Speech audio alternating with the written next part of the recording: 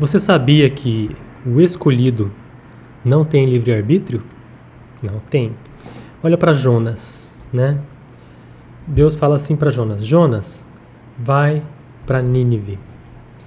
Jonas odiava os ninivitas, eles eram carrascos, eles matavam as pessoas com tortura, furavam os olhos e tudo, faziam crueldades. Então Jonas queria que eles morressem. Então, quando Deus fala para Jonas, Jonas, vai para Nínive, prega o meu evangelho, Jonas se revoltou. Pegou e falou, não vou. Chegou lá no porto, comprou a passagem para Tarsis e embarcou no navio. Ele usou o livre-arbítrio dele, né?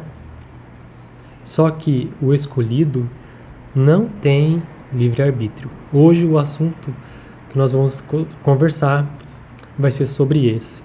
Principalmente o livre-arbítrio para pecar. Ok?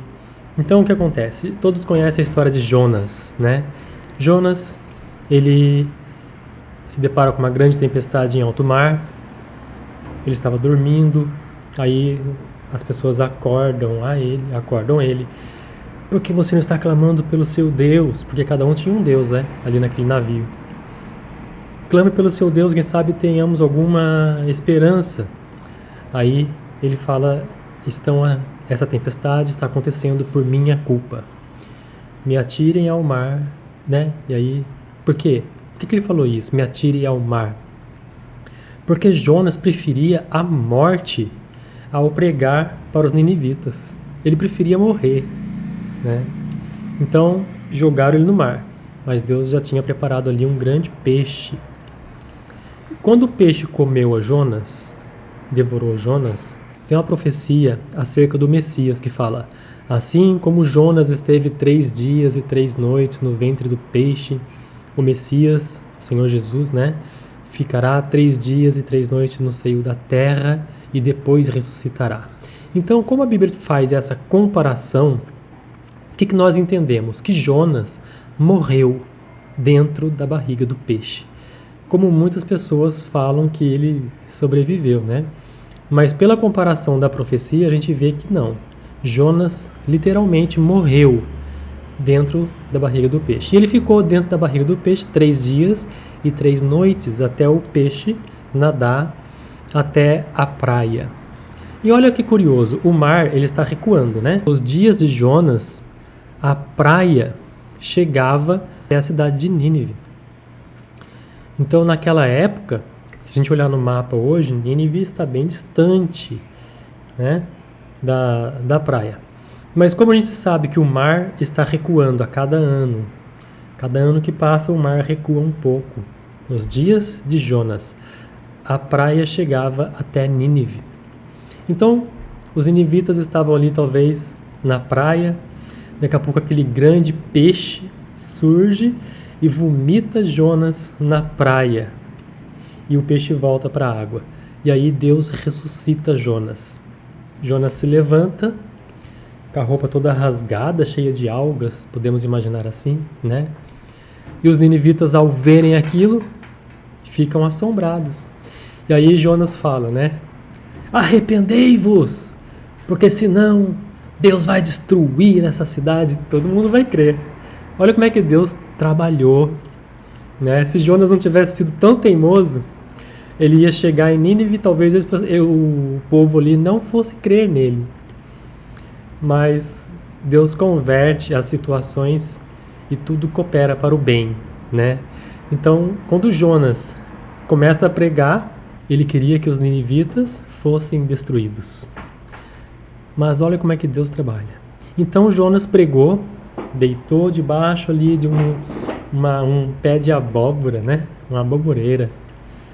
A abóbora é uma planta rasteira, né? Quer dizer que ele deitou e as folhas ficaram assim cobrindo ele.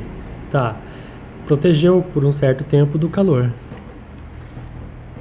E aí então Deus manda um bichinho, uma larva, comer ali a raiz ali daquela aboboreira e aquela aboboreira murchou. Então Jonas ficou irado. Aí Deus pergunta para Jonas: você fica irado porque uma planta morreu, muito mais vale para mim os cidadãos de Nínive. E nós vemos que Nínive, quando se converteu, eles se converteram de verdade, né? Eles apregoaram um jejum, 3 dias, e até os animais tiveram que jejuar. Então foi uma conversão em massa, né? Mas tudo isso por quê? Por causa do milagre que eles viram ali, né, acontecer. Um peixe vomitou Jonas na praia. O cenário colaborou para isso. Os cidadãos de Nínive, ao ver aquilo, meu Deus, ele veio do mar, o peixe vomitou ele levantou. Olha como é que Deus trabalha, né? Mas olha só, o que eu queria falar hoje para vocês? É sobre o livre-arbítrio. Jonas não teve livre-arbítrio, porque um escolhido não tem livre-arbítrio. Porque o escolhido ele tem que fazer a vontade de Deus. E nós temos que ter muito cuidado quanto a isso. Muitas vezes o inimigo prepara ciladas, prepara emboscadas, pratos, prazeres. Assim como Esaú, né, vendeu a primogenitura por um prato de lentilha. O inimigo oferece isso para os escolhidos, para ver se você negocia com ele, né? Se você troca a glória, a presença de Deus na sua vida por um prato de lentilha. Ou se você troca a presença de Deus e tudo que Deus vai fazer na sua vida por um momento de prazer. Então, se você negocia isso com o diabo, você está pecando. E a Bíblia fala aqui em Hebreus,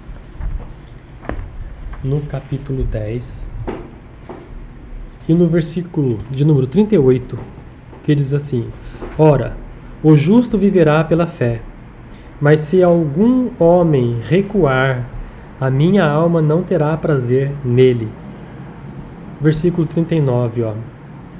Nós, porém, não somos daqueles que recuam para a perdição, mas daqueles que creem para a salvação da alma.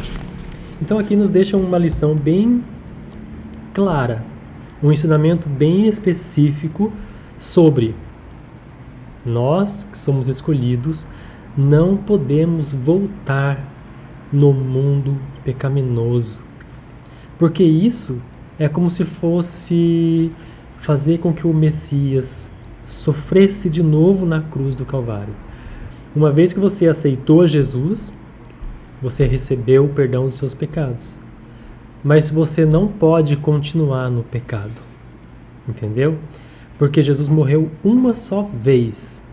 Se você continua no pecado, é como o que está escrito aqui no versículo 38 de Hebreus, capítulo 10, 38.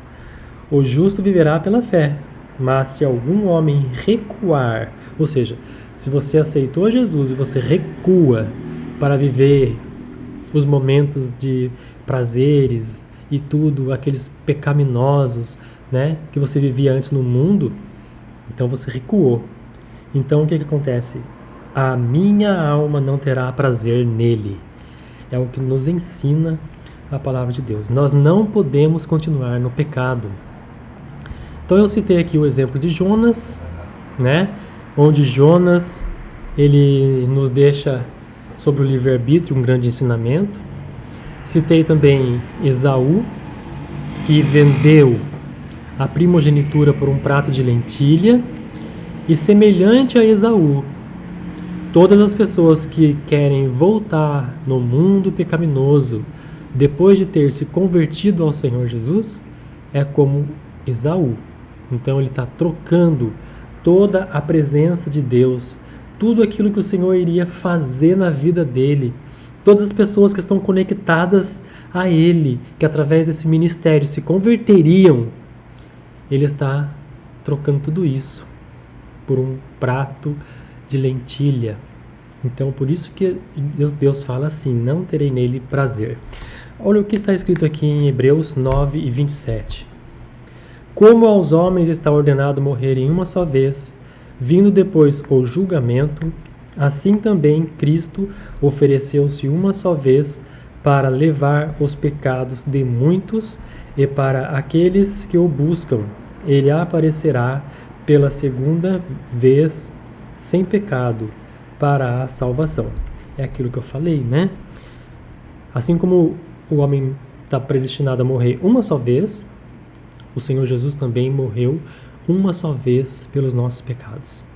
Então, se você aceitou Jesus e se você pecou, trocou a primogenitura por um prato de lentilha, por um momento de prazer e tudo isso, agora vai ter uma consequência. Aquele pecado que Deus esqueceu foi o pecado da sua salvação, da sua redenção.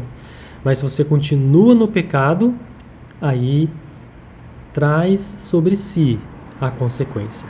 A mesma consequência que Nínive, se não tivesse se convertido, ela seria destruída, né? Só que Nínive se converteu. Então nós temos que fazer como Nínive. Nós temos que nos converter verdadeiramente a Deus, para não nos embaraçarmos com as coisas dessa vida. Hebreus capítulo 10, versículo 14, também está escrito assim: porque com uma só oferta ele aperfeiçoou para sempre os que estão santificados. Isso aqui é mais uma prova de que o Senhor Jesus morreu uma só vez por nós. Aqui em Hebreus capítulo 10 e 29, o livro de Hebreus, capítulo 10, vai falar só sobre esse assunto, né? Vai trazer uma lição para nós sobre esse assunto. 10 e 29. Com quão maior castigo pensais vós que será julgado o merecedor, aquele que pisar o Filho de Deus? O que está falando aqui? Está falando que quem aceita Jesus e depois se desvia, volta para o pecado, é como se ele estivesse pisando no Filho de Deus. Ou seja, a pessoa está pisando na graça que foi dada. Então, o que está escrito aqui em Hebreus 10 e 29? Com quão maior castigo pensais vós que será julgado merecedor aquele que pisar o Filho de Deus e tiver por profano o sangue do pacto que foi santificado, e ultrajar o Espírito da graça. Aqui nos revela um segredo que Deus nos está dando essa lição aqui para aprendermos, né? Quem faz isso precisa se arrepender e vai ter consequência, né? Vai ter consequência. A pessoa precisa se arrepender, ciente de que vai ter consequência. Porque uma vez que você planta, ninguém é obrigado a plantar, mas uma vez que você planta, você torna-se obrigado a colher. Então vai ter uma consequência. Mas a pessoa precisa se arrepender e voltar para os pés do Senhor Jesus, encarar essa consequência de peito aberto para poder alcançar a graça novamente. Capítulo 10 e versículo 30. Porque conhecemos aquele que disse: a vingança pertence a mim, eu retribuirei, diz o Senhor. E outra vez o Senhor julgará o seu povo, coisa terrível é cair nas mãos do Deus vivo. Essa parte aqui, que está falando que minha é a vingança, onde Deus fala minha é a vingança, refere-se ao capítulo anterior, que é o capítulo 29. E o que fala o capítulo 29? Aquela pessoa que pisa o Filho de Deus. Ou seja, ela aceitou Jesus, ela voltou para o mundo do pecado, ela pisou na graça, pisoteou o Espírito da graça. Então, Deus fala para essas pessoas, minha é a vingança. Então, vai ter uma consequência. Então, é esse ensinamento que nós temos que ter em mente e que esse ensinamento possa despertar em nossos corações muito temor de Deus. Temos que ter muito temor em relação às coisas de Deus, porque são santas, são coisas santas. Quem coloca a mão no arado e olha para trás não é digno, né? É assim que a palavra de Deus fala também. E a mesma coisa, aquela pessoa que está na presença de Deus, de repente ele troca por um prato de lentilha, um momento de prazer. E o que acontece? Vai ter uma consequência. Ele vai precisar se arrepender, ele vai precisar voltar, igual o filho pródigo fez, né? Se humilhar, mas mesmo assim haverá uma consequência, porque no versículo 30, Deus deixa bem claro: minha é a vingança. Então, quando Deus fala minha é a vingança, não está falando de se vingar daquela pessoa que fez o mal para você. Está falando de se vingar, que Deus se vinga daquela pessoa que pisa o Filho de Deus, aquela pessoa que pisa na graça. Ela aceitou Jesus, de repente ela está no mundo de novo.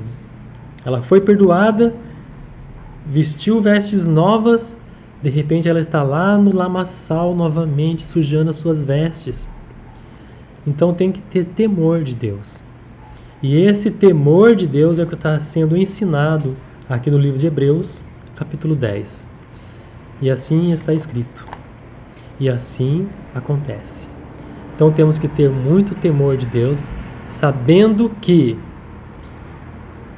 não podemos pisar no Filho de Deus, não podemos pisar na graça que nos foi dada. Temos que aceitar a Jesus e ficar firmes no caminho da salvação. E muitas pessoas que estão conectadas a nós, essas pessoas vão receber o transbordar das bênçãos de Deus e vão se converter também. Então, haja temor em nossos corações. Pense 2 vezes antes de cair, antes de pecar, antes de fazer alguma coisa errada. Porque aquilo que Deus disse, Ele não volta atrás. Fique firme para que não pise mais na graça